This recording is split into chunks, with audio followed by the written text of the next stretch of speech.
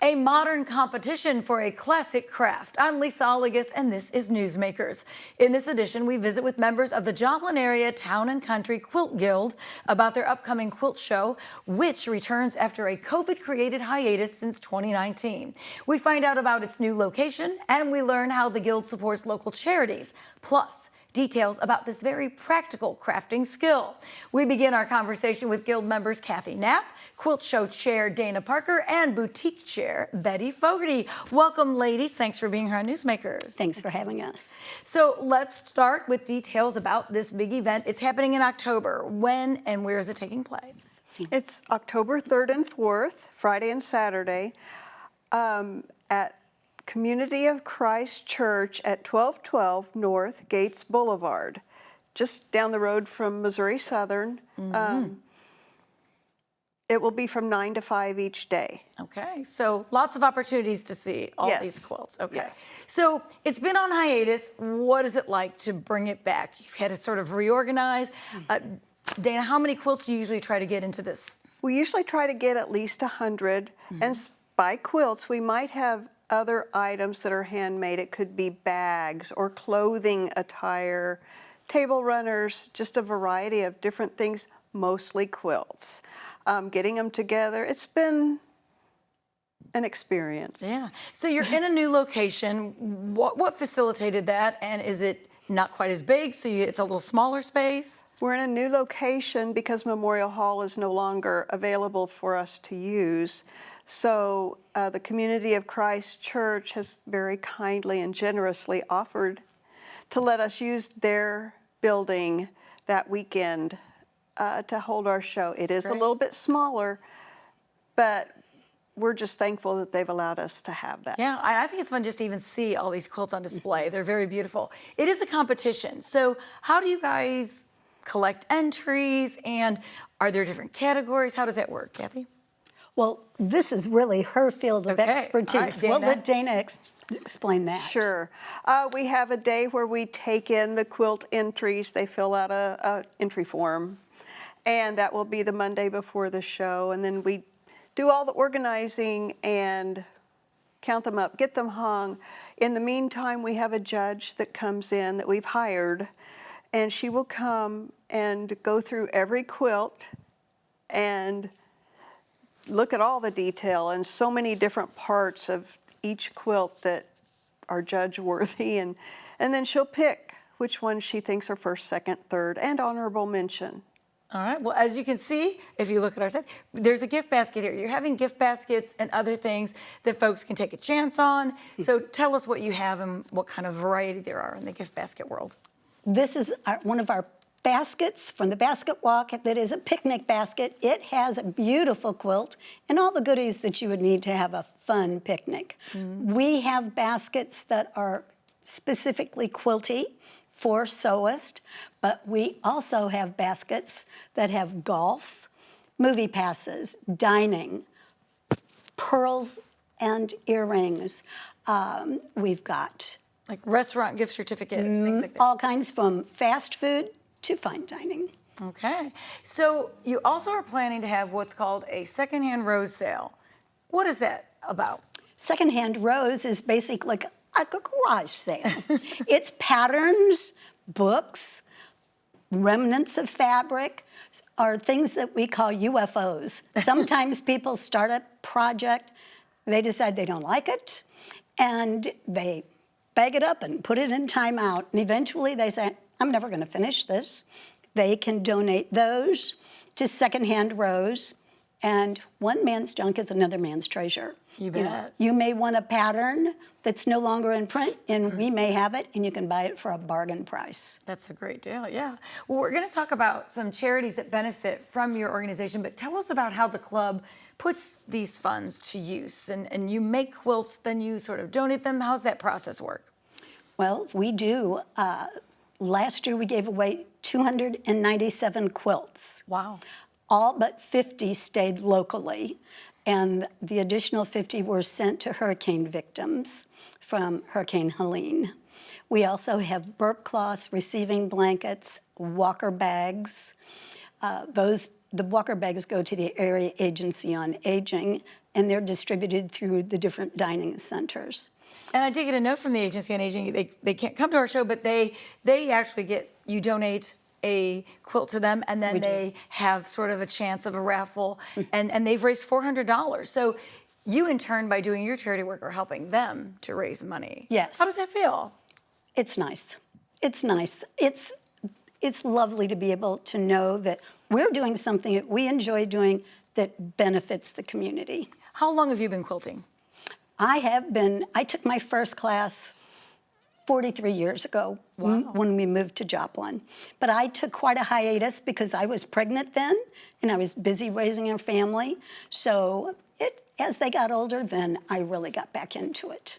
So you also have a boutique, Miss Betty. Tell us about the boutique, what that is, what that entails, and some of the items you can show us that will be in the boutique. Well, we have homemade items made by our members and donated for sale, and this is our fundraiser so that we can fund our speakers coming, other things that we like to do, and we have got quite a few things, all lovely quilt. handmade, priced to sell. We're not trying to gouge anyone. And So even a stuffed animal, I mean, that's lovely. yes, And then there's a pillow, a smaller and a quilt, baby blanket, baby blanket, and a cute little pillow. pillow with ears. I thought maybe I had it upside down. So Betty, tell us how long you've been quilting. Well, I have been sewing since I was 12, but to really do quilting, it's been about 15 years. I used to live in the Kansas City area, and I belonged to a quilt guild there. And when I moved to Neosho about 7 years ago, I became part of this guild, and they're such lovely people, and they do such wonderful work. And I'm very happy to be here with them. Let's talk about the guild itself. How many members are there? How often do you meet? You know, what is it like to be part of the guild? We have about 75 members Wow. on paper. Yeah. But I would say 45 at a normal meeting. And we meet once a month on the third Tuesday of the month at the Peace Lutheran Church on North St. Louis Avenue. And so do you regularly quilt at these meetings? We do not. Those are our work days that we have. Our quilt meeting, this specific third, we have educational programs, workshops, and we bring in speakers from the outside. So the money that we raise from this show goes to fund us for 2 years.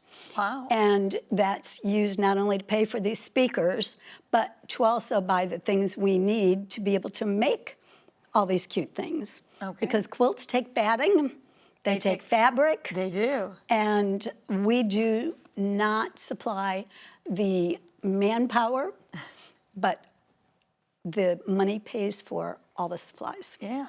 Well, some quilts may take longer to create than others. We're going to talk about that after the break. When we come back, we take a deep dive into the history of quilt making and the various ways to create them. As we go to break, a reminder of the quilt show details.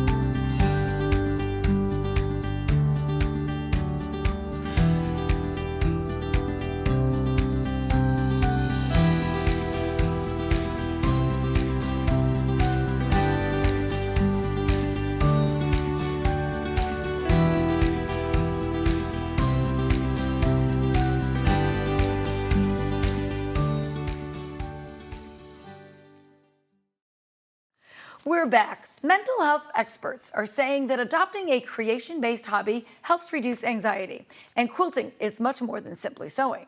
Returning to talk about the evolution of quilting are again Kathy Knapp, Dana Parker, and Betty Fogarty with the Joplin Area Town and Country Quilt Guild. Ladies, let's talk about how you quilt. Now, I understand you've even like gone to Prairie Days at George Washington Carver to demonstrate the old-fashioned way of doing it. So what was the old way before we get into some of your new stuff here? I mean, pretty much it was all hand sewn, right? Yes, they were the pieces hand cut with scissors, stitched. Using cereal box templates. Yes. Or, and a little bit later, they used manila file folders, and cut the pieces and used those as templates. And when you're like at Prairie Days, you put it on an antique frame. So tell me about Yes. that frame, and you just like stretch it across. How does that work? They roll on 2 separate rollers, and as you complete it, you keep rolling it forward. And it is probably a 70-year-old frame that we use to demonstrate on. Wow. We do not use that, but Anymore. one time a year One time a for year. a Prairie Day. I mean, how long has quilting been around? I mean, it's I don't know. centuries old. Would we not Centuries. think? Sure. And so, Yes. I mean, it really was the blanket, the go-to blanket of yesteryear. So you have different tools nowadays. So let's talk about these different tools. And you talked about scissors cutting by hand, but we don't cut that way anymore, No. right? What do we use? We have rotary cutters. They come in all different kinds and makes. These blades are razor sharp, so safety is most important so that you do not cut yourself. They come ergonomic, left and right-handed both, because when you're doing a lot of cutting, it's taxing for your hands. Yeah, little carpal tunnel concerns there.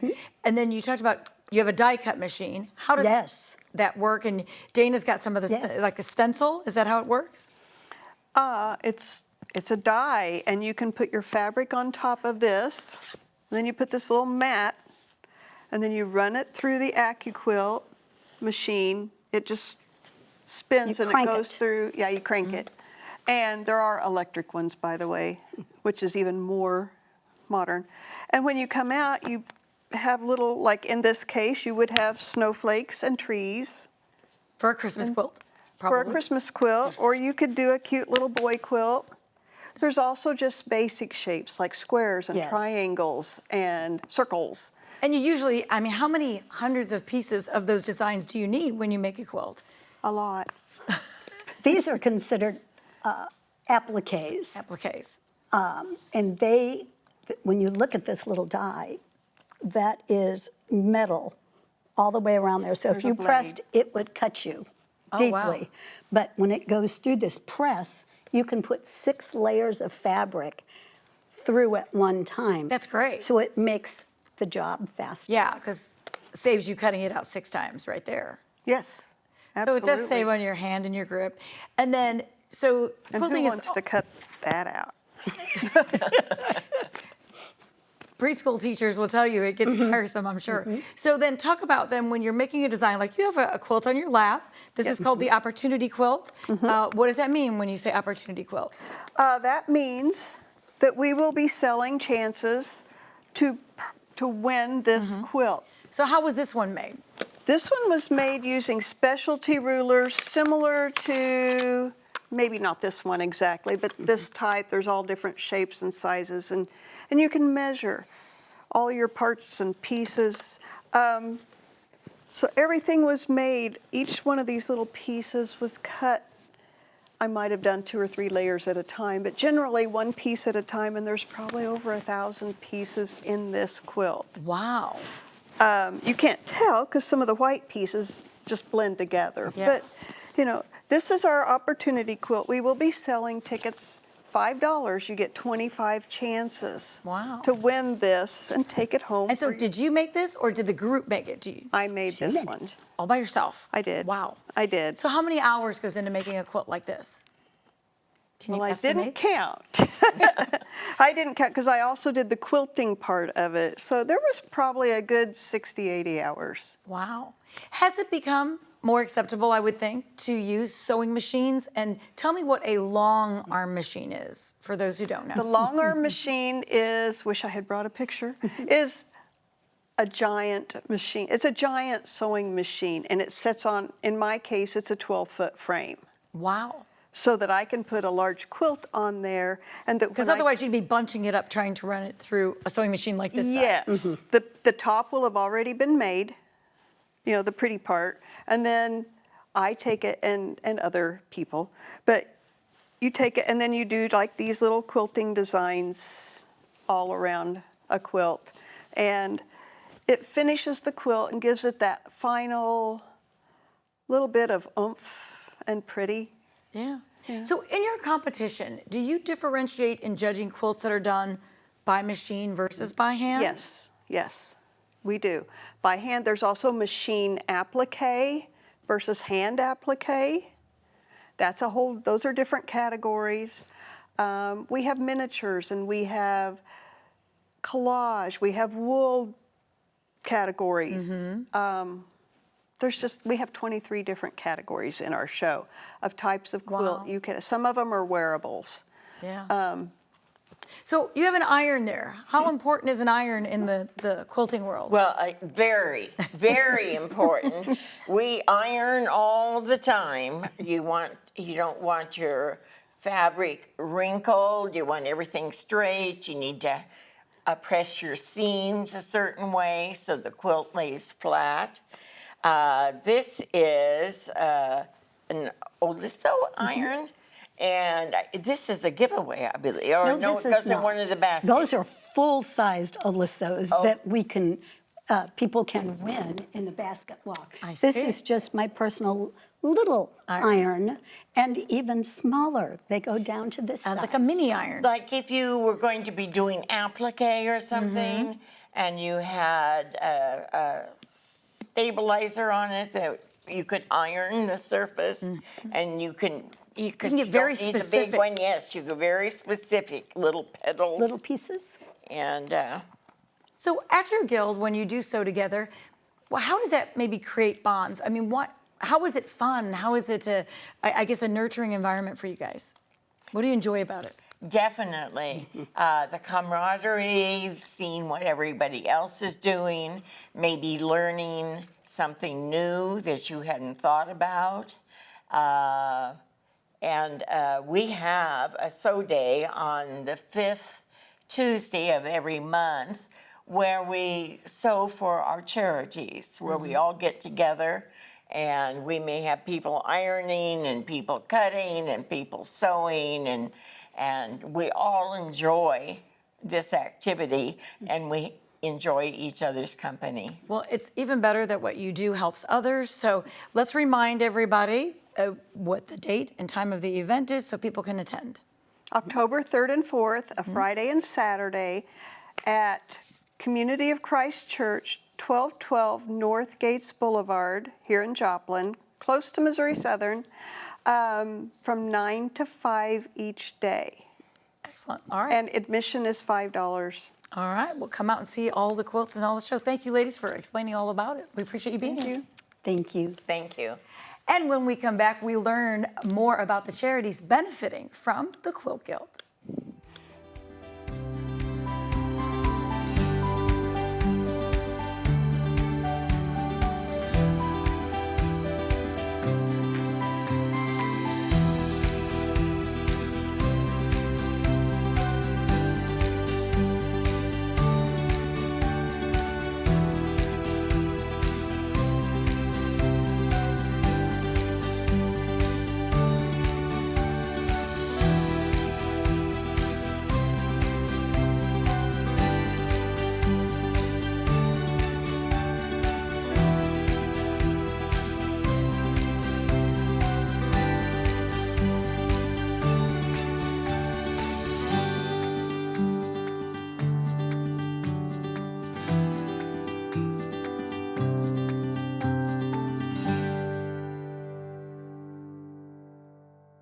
Welcome back to Newsmakers, where we are talking about the upcoming Joplin Area Town and Country Quilt Guild Quilt Show and about the guild itself. The quilters use their craft to support a number of charities by donating quilts. Joining our conversation now are representatives of two of those charities, Carolyn Schrag, the Executive Director of Life Choices Health Network, and Abby Edwards, Development Coordinator for the Children's Center. Thanks for joining us. Well, thanks for having us.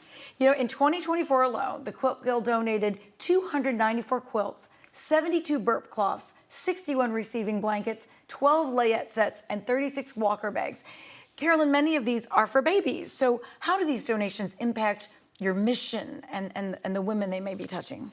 Well, I think it's important for us that newborn families feel community, because that's how we have successful families, is when they feel that support.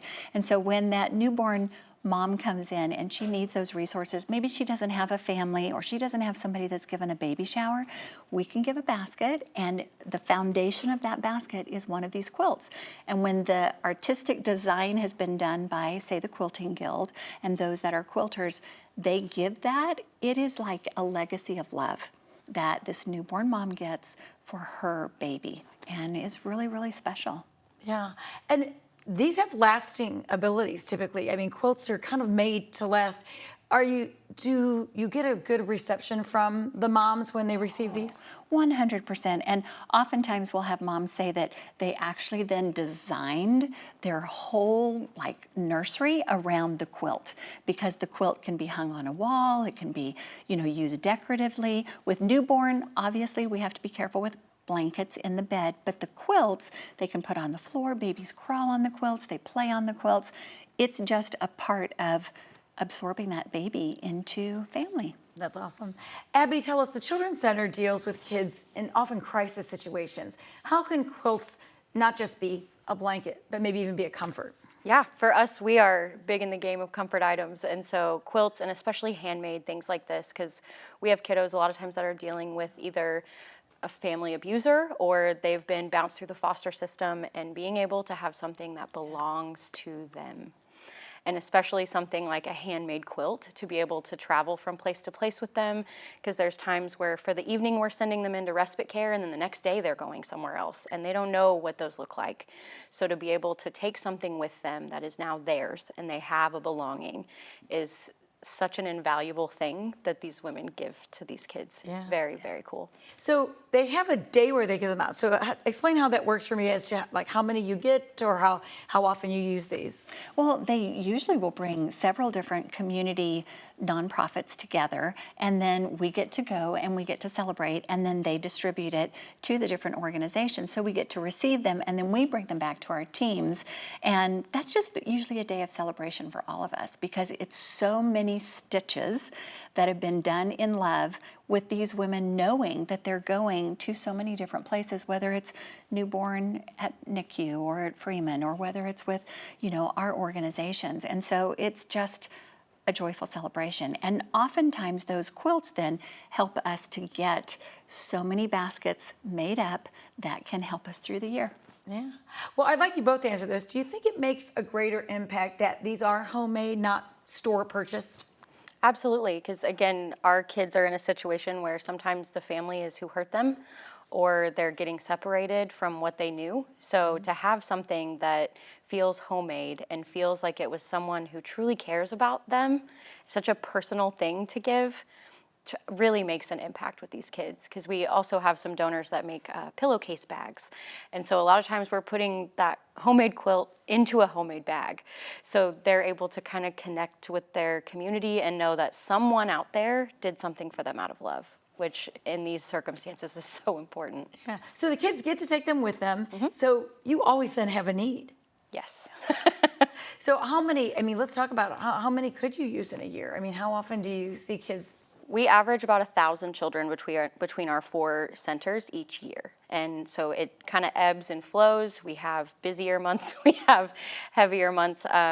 For a lot of crisis centers, I know we peak in December around Christmas time. But for us, we peak during Child Abuse Prevention Month, which is in April, because we get that conversation going and people are talking about it. So those hotlines are coming in more often, we're interviewing more kids, and we're sending more items out the door. And then same with when school starts. 52% of hotlines come from school staff. Wow. So we see a big drop off in the summer, and then when August hits, those hotlines start ringing again because teachers are taking care of their kids. So for so many abused children, they don't even realize it yet because they're just kids. Community is such a vital part of them coming out of this and being able to become a part of that community. So the perpetual love that they're giving with these quilts is very impressive. And a simple a blanket that can be soft and fuzzy and is a solid color is one thing, but these are often very intricate patterns and colors.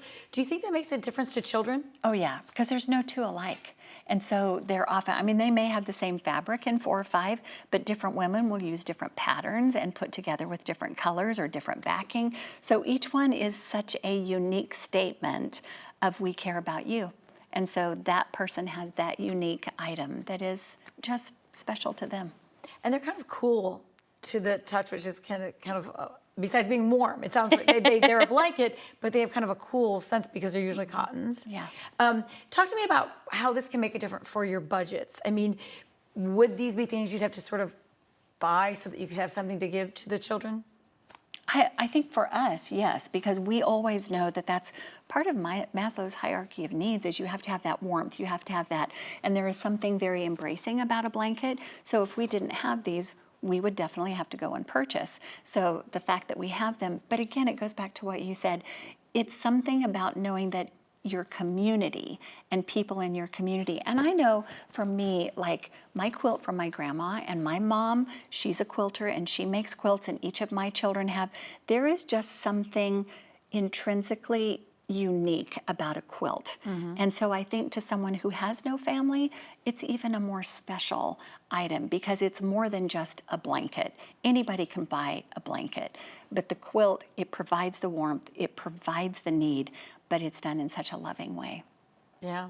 So does it make a difference? I mean, would you be having to worry about buying things? Absolutely. That's we do comfort bags a lot of times whenever our kiddos leave, because depending on where they're headed, where they're coming from, they need a blanket, they need toiletries, they need all these things. So it varies with each kiddo, but that entire comfort item program is on the shoulders of our community. The people that come together to donate toys and donate quilts and make the pillowcase bags that we send them home in.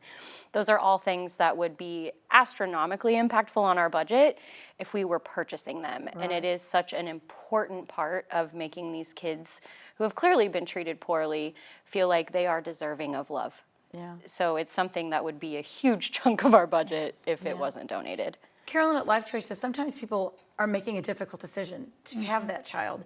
Do you think resources can often be something that they question, and having something like this may be like, okay, I'm okay? Yeah, absolutely. When we have a tangible response to meet economic hardship and also a lack of support, those kinds of resources, they make all the difference in somebody knowing. And I know that I've actually even pulled out one of our baby baskets and said, hey, you're only 6 weeks now, but you've got community support. You don't have to do this alone. And that makes a big difference. Yeah. Well, thank you both for sharing how the Quilt Goods donations have made a difference for you. Appreciate you being here. And that wraps up this edition of Newsmakers. Thanks to the Quilt Guild for their community service. Don't forget the show on October 3rd and 4th. And I'm Lisa Oligas. Thanks for watching.